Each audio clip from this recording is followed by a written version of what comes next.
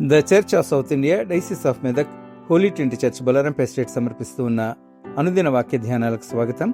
ఈ కార్యక్రమాల్ని ఎంతో ఆత్మీయతతో వీక్షిస్తున్న మన స్థానిక సంఘ సభ్యులందరికీ, దేశ విదేశాలలోని మన ప్రియ సంఘ సభ్యులందరికీ, అదేవిధంగా మనకెంతో ఆత్మీయులైన మన ప్రేక్షకులందరికీ మనల్ని అనుక్షణం తన విలువైన కృపలో కాచి కాపాడి సంరక్షిస్తూ తన ఆశీర్వాదాలన్నీ అందిస్తూ ఉన్న మన దేవాది దేవుడు ప్రియరక్షకుడైన యేసుక్రీస్తు ప్రభుని పేరట మా హృదయపూర్వక శుభాభివందనాన్ని తెలుపుకుంటున్నాం.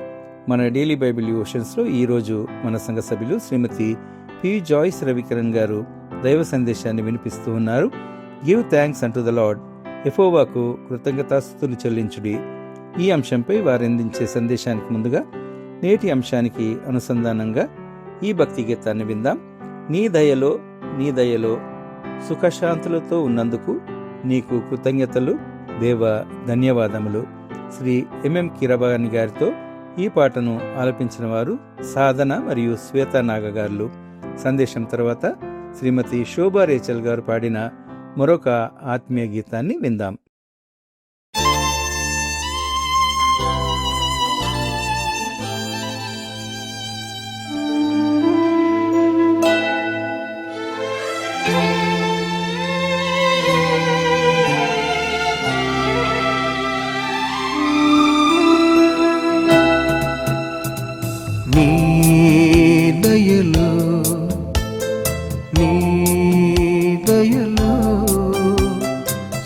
శాంతులతో ఉన్నందుకు నీకు కృతజ్ఞతలు దేవా, ధన్యవాదములు.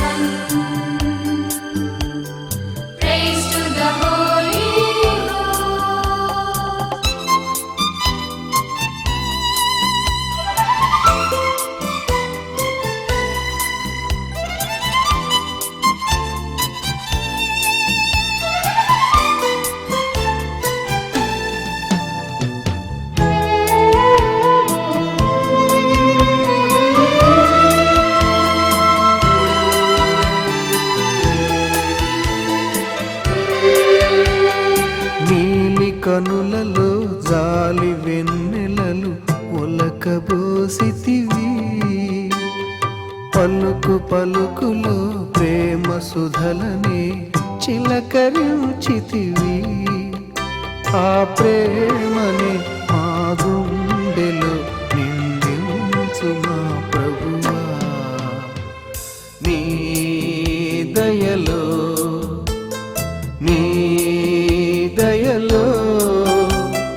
సుఖశాంతులతో ఉన్నందుకు నీకు కృతజ్ఞతలు దేవా, ధన్యవాదములు. Praise to the Father, praise to the Son, praise to the Holy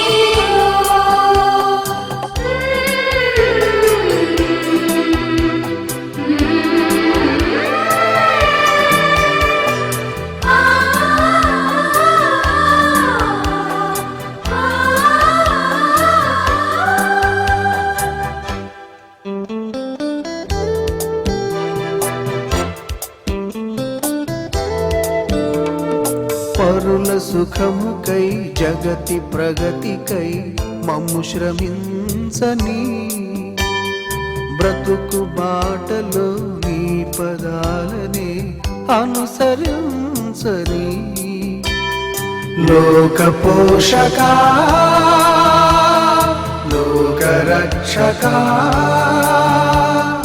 లోక పాలకా, ప్రతి వారిని ప్రతి ప్రాణిని నీతో సమానమని, ప్రతి వారిని ప్రతి ప్రాణిని నీతో సమానమని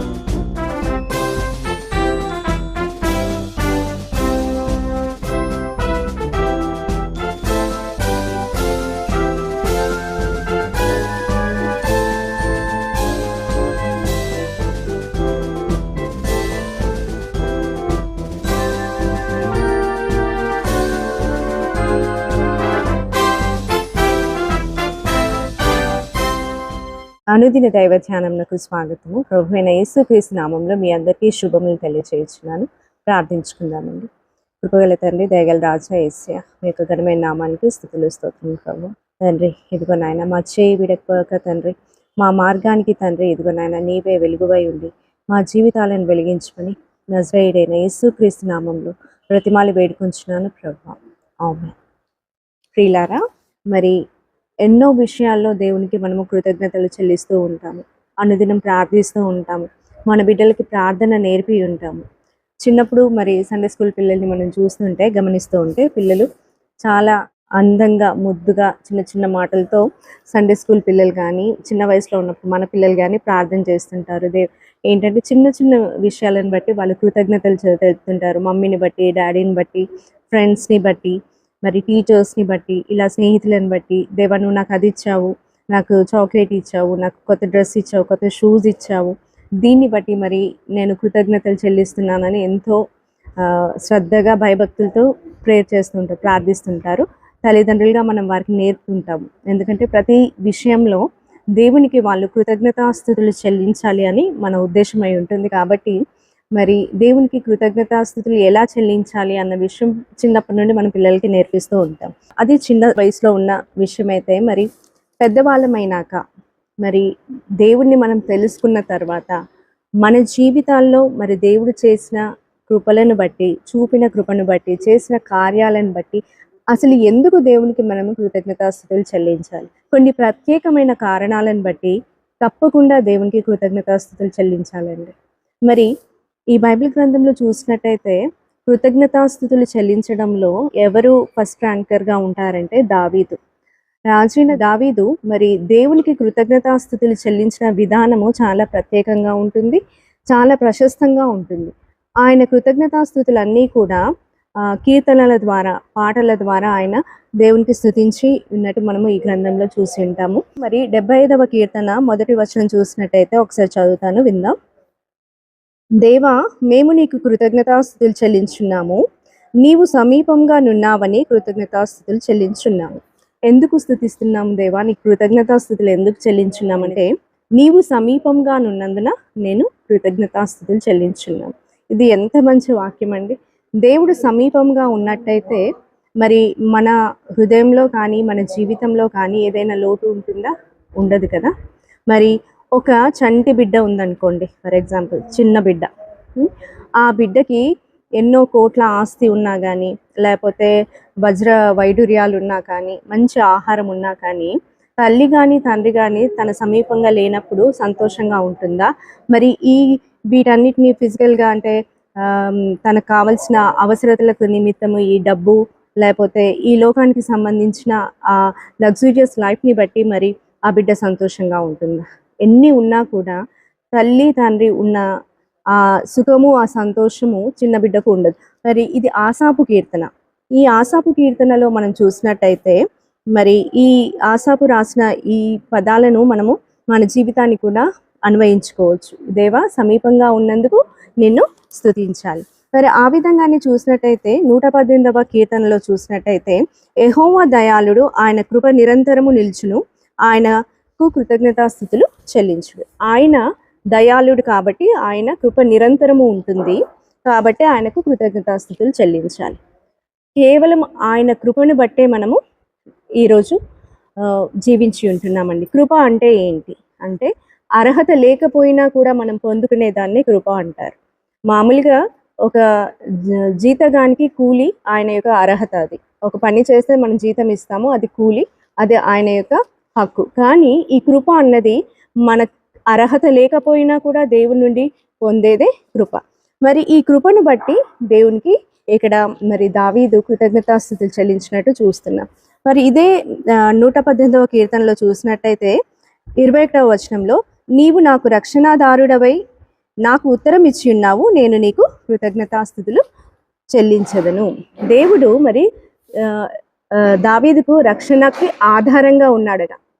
ఆయన మన రక్షణకి ఆధారం కాబట్టి ఆయనకి కృతజ్ఞతాస్తుతులు చెల్లించిన వారమై ఉంటున్నాం. మరియు మరి కిందికి వెళ్ళిన కొద్ది 28వ వచనంలో చూసినట్టయితే, నీవు నా దేవుడవు, నేను నీ కృతజ్ఞతాస్తుతులు చెల్లించదను, నీవు నా దేవుడవు, నిన్ను గణపరచెదను. దేవుడు, నీవు నా దేవుడవు కాబట్టి నీకు కృతజ్ఞతాస్తుతులు చెల్లించున్నా. యెహోవా దేవుడు కాగలిగిన జనులు ధన్యులు కదా, అందువల్ల మనం ఆయనకి కృతజ్ఞతాస్తుతులు చెల్లించాలి. 29వ వచనంలో చూసినట్టయితే, యెహోవా దయాళుడు, ఆయన కృప నిరంతరం ఉండును, ఆయన కృతజ్ఞతలు చెల్లించుడి. ఆయన కృప ఒకసారి ఉండి ఒకసారి బదలదండి. ఆయన కృప నిరంతరం ఉంటుంది కాబట్టి ఆయనకి కృతజ్ఞతాస్తుతులు చెల్లించాలి. పెద్దవారిగా మనం ఆలోచించాల్సింది ఏంటి అంటే, పిల్లల మాదిరిగా కాకుండా ఆయన మనకు సమీపంగా ఉన్నందుకు ఆయనకు కృతజ్ఞతాస్తుతులు చెల్లించాలి. ఆయన రక్షణ ఆధారం కాబట్టి ఆయన కృతజ్ఞతాస్తుతులు చెల్లించాలి. ఆయన కృప మన ఎడల నిరంతరంగా ఉన్నందువల్ల ఆయనకు కృతజ్ఞతాస్తుతులు చెల్లించాలి. ఆయన మనకు ఉత్తరం ఇచ్చువాడు కాబట్టి మనం ఆయనకి కృతజ్ఞతాస్తుతులు చెల్లించాలి. ఈ వాక్యాన్ని దేవుడు దీవించుగా.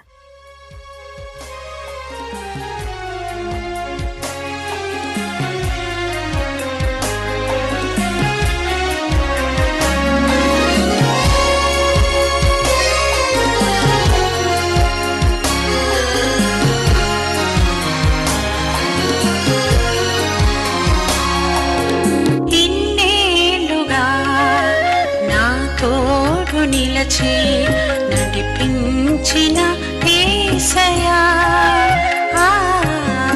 ఇన్నేళ్ళుగా నా తోడు నిలచి నడిపించిన యేసయ్యా,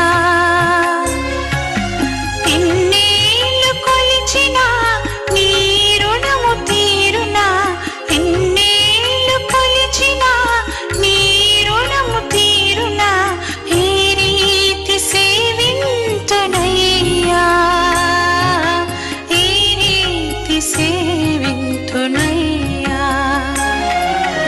ఇన్నేళ్ళుగా నా తోడు నిలచి నడిపించిన యేసయ్యా.